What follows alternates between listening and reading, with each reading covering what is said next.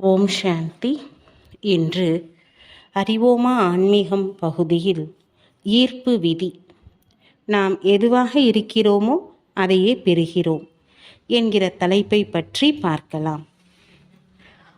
அன்பு மற்றும் பாசத்திலிருந்து முற்றிலும் விலக்கப்பட்ட குறிப்பிட்ட சிலரை, அல்லது நாமவும் இருக்கலாம், அவர்கள் குடும்பத்தினரும் நண்பர்களும் ஏற்றுக்கொள்ள வேண்டும் என்று கடுமையாக முயற்சி செய்தும் வெற்றியடையாமல் இருப்பவர்களை கடந்து வருகிறோம்.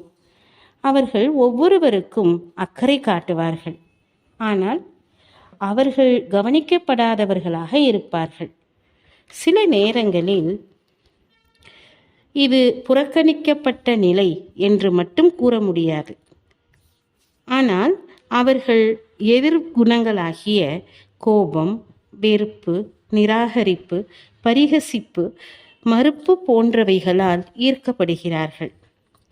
நான் என் மீது அன்பு செலுத்துவதில் குறை ஏற்படும் போதும், என் மீதுள்ள மரியாதை குறையும் போதும் இவ்வாறு நிகழ்கிறது.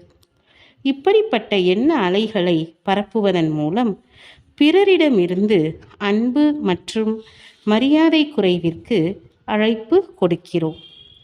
ஏனெனில் நாம் கொடுப்பதை தான் பெறுகிறோம். அது அன்போ, அமைதியோ, ஆனந்தமோ எதுவாக இருந்தாலும் நமக்கு நாம் கொடுக்க முடியவில்லை என்றால் வேறு யாரும் நமக்கு கொடுக்க முடியாது. இவை அனைத்தும் நம்மிடமிருந்தே ஆரம்பித்து நமக்குள் இருந்து வெளியே போகிறது.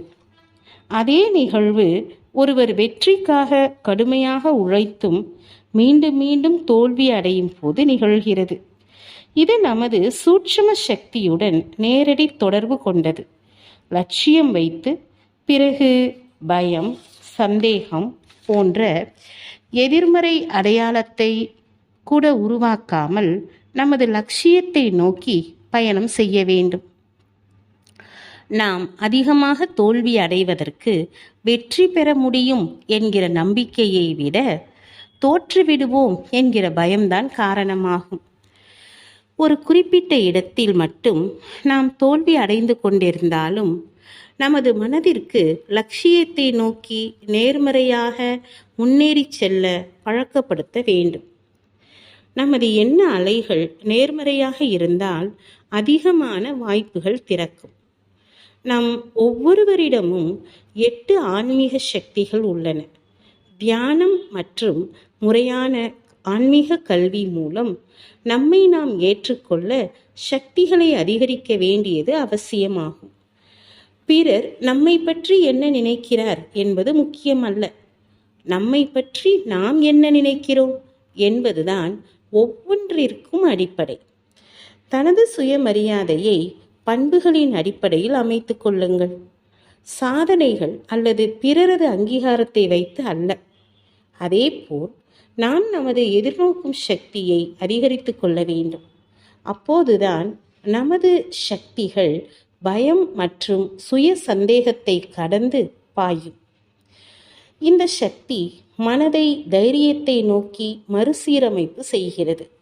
அதனால் வாழ்க்கையின் எந்த ஒரு பக்கத்திலும் நாம் வெற்றியாளர் ஆக முடியும். அப்படிப்பட்ட காட்சிகளில் ஈர்ப்பு விதி வேலை செய்கிறது. ஈர்ப்பு விதி என்றால் நாம் விரும்புவதை பெறுவது அல்ல, நாம் என்னவாக இருக்கின்றோமோ அதை பெறுவதுதான் ஈர்ப்பு விதியாகும். நாம் என்னவாக இருக்கின்றோமோ அதுவே நமது வார்த்தைகளும் எண்ணங்களும் ஆகும். இவை பிரபஞ்சத்தின் மீது அதிர்வை ஏற்படுத்துகிறது. அவற்றை நாம் திரும்ப பெறுகிறோம். நாம் என்னவாக இருக்கிறோம் என்பது நமது சமஸ்காரங்கள், மேலும் நமது கர்ம கணக்குகளையும் உள்ளடக்கியுள்ளது. எனவே நாம் பெறுவது என்பது அவற்றையும் சார்ந்திருக்கும். ஓம் சாந்தி.